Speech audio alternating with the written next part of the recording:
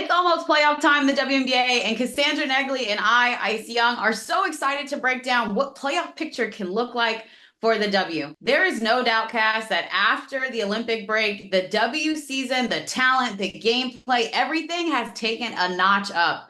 We're going to start looking at our standings right now. The top four are the New York Liberty clearly at number one. Minnesota Lynx have now climbed to number two. The Connecticut Sun at three, and the Las Vegas Aces back at four. These top teams have had good competition and good games since the Olympic break. Some have shined, others have tried to fight through adversity. But we saw the Aces and Liberty play on Sunday. New York won that game 75-71. This is a rematch of the last finals game last year. We know that this is a rivalry in the W. Cass, what did you like from this game? What did you see from both of these super teams? There's so much to take away from this game, but I think one of the biggest things is these are two franchises with so much on the line. They had so much on the line last year. They still have so much this year. The Aces are going for a historic three-peat. It's only ever been done in the W by the Houston Comets. And we in the W just are so enamored with what the Comets could do. Like for the Aces to join that lineage is incredible. Like it will be talked about for decades. So they have that. And then New York still has not won a championship. This is an original franchise. Until last year, had not been to the finals since they played the Comets in the finals. So New York is like fighting for this. The Aces are fighting for this. You're going to have friction. I think one of the things last year was no one was quite willing to say that there was friction and that these don't like each other, that this is high caliber basketball. And so Becky Hammon coming out and saying, that I think everybody knows these two teams are not particularly fond of each other after the game. Bring on the playoffs. I want to see this in the semifinals. Let's go. It's time to make the popcorn. But no, I totally agree with you. I think this year for the W, rivalries have become something that we consistently look forward to, right? We talk about Indiana Fever and Chicago Sky and how they built that rivalry. And now the Aces Liberty have continued to build on theirs, in which the Aces have gotten the best of them in the last couple of years. But hey, things may change this year. This is an Aces team where they're losing more games than they have in the last 2 years. They experienced some adversity early in the season with Chelsea Gray out for an injury. She's gotten back, and they're trying to three-peat, like you talked about. What have you seen from the Aces that makes you think they can three-peat, Cass? But then I'm going to ask you on the flip side, what areas of concern are we seeing this year too? Well, I think the reason they can three-peat is they have all of the pieces still, right? Like they have this core four. And I think watching them against New York in that game on Sunday in particular, you think about how they were built. This is back to back to back number one picks. A'ja Wilson, Kelsey Plum, Jackie Young. They've been playing together for a long time. They know each other well. Chelsea Gray knows them well. Like they've done it before. They can do it again. And certainly A'ja Wilson coming back from that injury and playing her best. I certainly think they have it within themselves, and maybe that 4 seed helps them out, even though they might have to go through New York in the semifinals, which you don't want to do that early. Yeah, we must note that the Liberty won that game versus the Aces without A'ja Wilson. That was the first game that she had missed since 2019. It was over 170 games straight that A'ja had played. And so obviously a big loss, but it's also a lot of credit to the Aces for hanging on and staying in that game, honestly having the chance to win that game without A'ja on the court.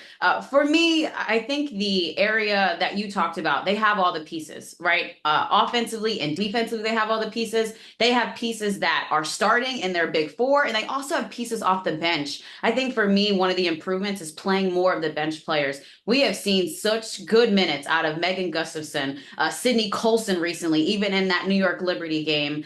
Kate Martin, the young rookie who's so smart. She's good on the ball. She keeps the offense flowing. And then obviously Tiffany Hayes, a player that was retired and came back to win a championship with the Aces. So I think more minutes maybe for some of those bench players so that the big four and Kelsey Plum, Chelsea Gray, Jackie Young, and A'ja Wilson can play their minutes at 100%. You want them to just have a good blow, some time to rest. And I think the Aces have the bench that they can play where the level of play won't drop when those players are in the game. It can either maintain, and sometimes those players can take up the level of play. And that's what every coach, every team that's trying to win a championship wants. Yeah, the bench was huge for them in that 2023 finals, to be without Kia Stokes, to be without Chelsea Gray, which was huge, to watch them walk into Barclays in boots it really felt like a momentum shift. And of course, the Aces bench showed up huge. Sydney Colson, George, they had great games for them. And I think there always needs to be that kind of X factor that's going to help your team out.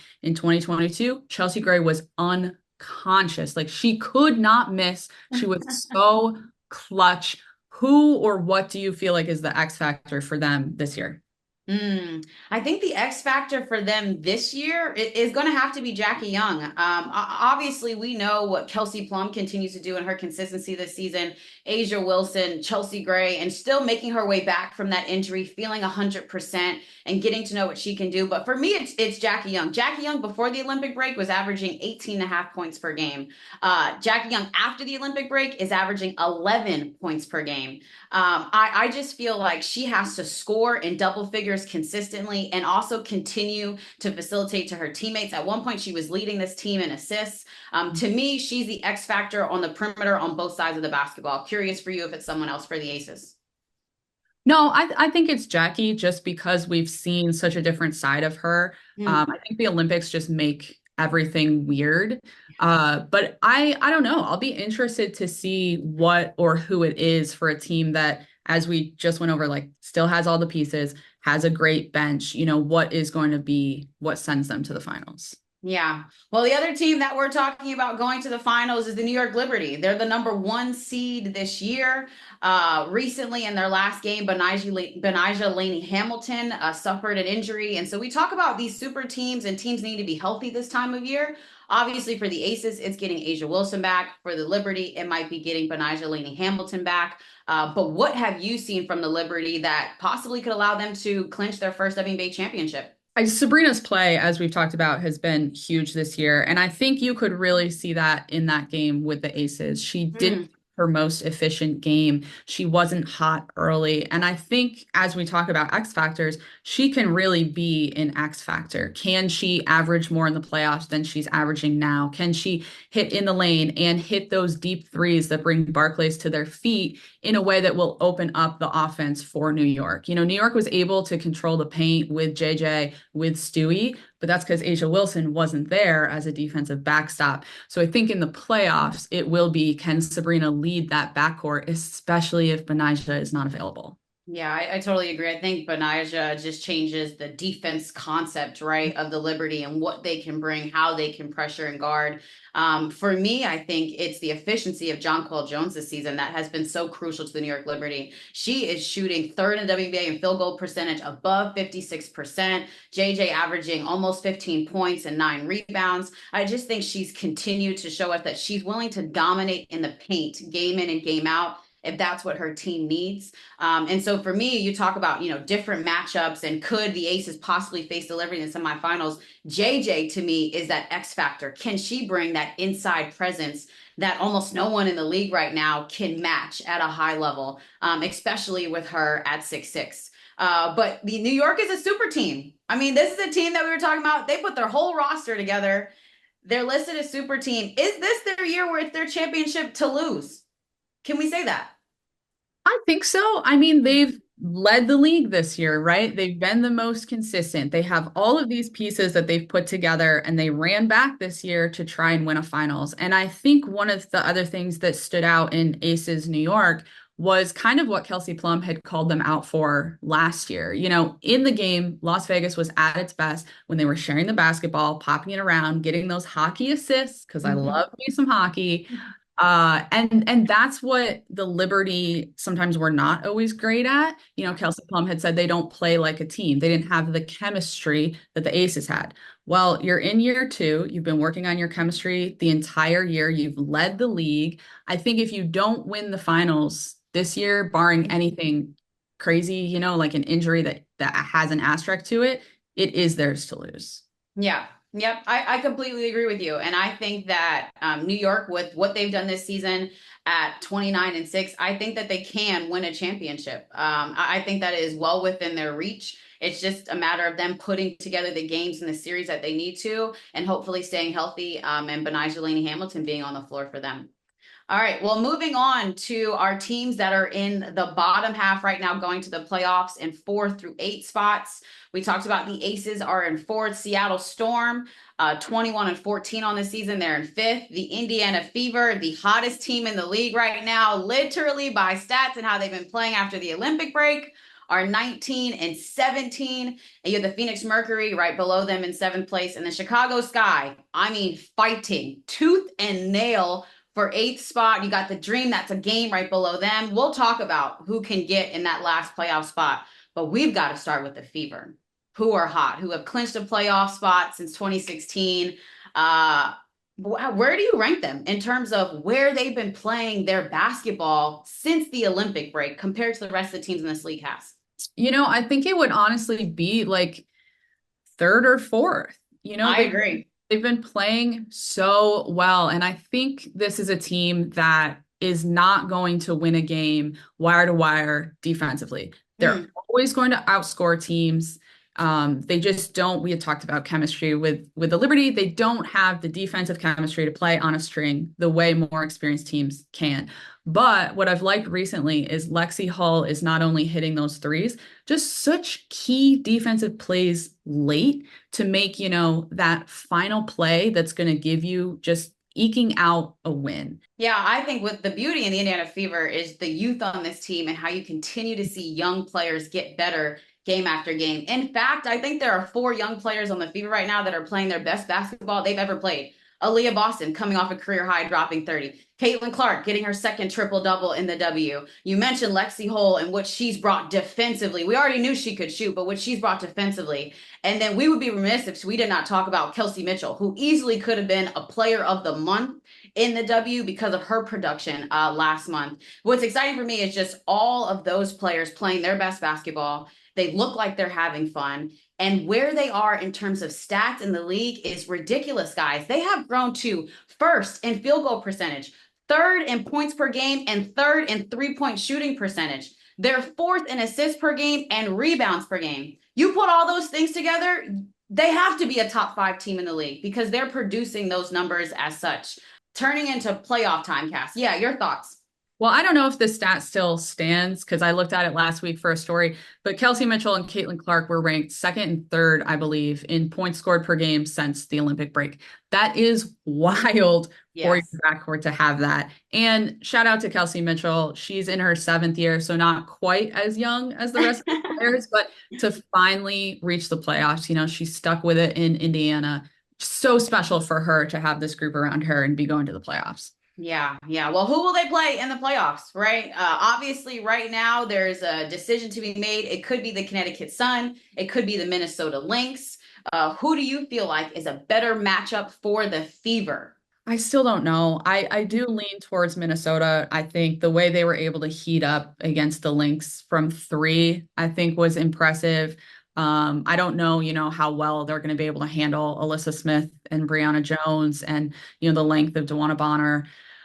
But I think one of the things to also point out about playing Minnesota is Caitlin Clark is well-versed in playing in Minnesota at the Target Center. They had so many fans there, even though it was Maya Moore's retirement night. I think that will feel even more like a home crowd than playing other places they played where it feels like a home crowd.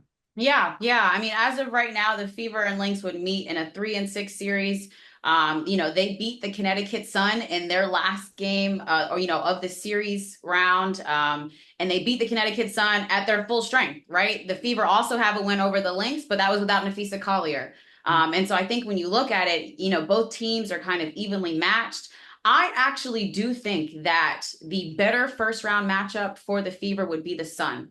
I think through matchups, the way that each other plays the game, the styles, I think that would be a better first round opportunity than Minnesota Lynx. The Lynx to me look too confident, too in control, and too mature at this point in the season. I've been very high on the Minnesota Lynx, y'all. We can't talk enough about them. I'm sorry, but I'm very high on them. Lastly, we got to talk about Cece. I mean, what we've seen from Caitlin Clark this season, getting her second triple-double of the season, the way that the Fever are playing. What's impressed you most about where you've seen Caitlin Clark's growth from getting draft night and then now getting a second triple-double and her team being in the playoffs? Honestly, how she's handled everything around it. I think Mm, she's grown as a passer, grown with her teammates, grown out of the Olympic break, taking her time, making good reads. And I think players have adjusted with her. She is mm. definitely having one of the greatest rookie seasons that we've ever seen. And we've seen that coming out of the break, beating the top teams in the league. Yeah. Yeah. I think for sure after that win versus Connecticut, right after the Olympic break, and seeing the way this team has gelled and been rested and gotten better, they certainly are one of the most dangerous teams because of the way that she's continued to get better on the ball as the point guard. So you cannot sleep on the fever come playoff time. I think also for Caitlin, something I thought about watching that game against Atlanta that we don't talk a ton about is like Mm. she's almost automatic from the free throw line. She shoots Mm. 90%. I think it ranks like fourth in the league. And you could see how important that was against Atlanta to get those points and put it away. And for her teammates, Indiana teammates, to be able to inbound it to her and put her in a position to be fouled and help them seal the game, I thought was tremendous growth from a young team like that. Yeah, I totally agree with you. All right, well, we've got to hash out who wants this last seed in the playoffs. Right now, it's Chicago that's in the eighth seed. They're 13 and 22 on the season. The Dream are right behind them, 12 and 23. And then you even got the Washington Mystics. They're 11 and 24, right? It's up for grabs right now as playoffs don't start for another week and a half. Cass, who are you seeing as a team that might emerge and be able to solidify this eighth spot? We also have to note that the Chicago Sky are without Angel Reese for the rest of the season due to a wrist injury. Cannot say enough about the tremendous season that she was having and what she's brought to Chicago. Looking forward to her growth, but they are without one of their skyscrapers for the rest of the season. I think, first of all, no one wants this seed. I don't know what they're Yeah. all doing down there. They're going to have to play New York in the Yep. playoffs. I think like just like gut, I'm Mm. leaning towards Atlanta. They had gotten healthy out of the break. Tina Charles, Ryan Howard can put up a 30 piece with ease, as we saw against Indiana. I think she could lift them over Mm. Chicago. I'll be interested to see how Camilla plays without Angel next to her. And Yeah. Chicago still has Kennedy Carter, which is impressive, but all gut, I'm going to go with Atlanta kind of going over them because Chicago has had some issues coming out of the break. Yeah, yeah. I think for Chicago, it's just, tough adversity that you're facing. I think it takes some time to try to adjust to playing without Angel Reese on the floor. I mean, you're missing so many points, so many rebounds, right? Just defensive presence alone.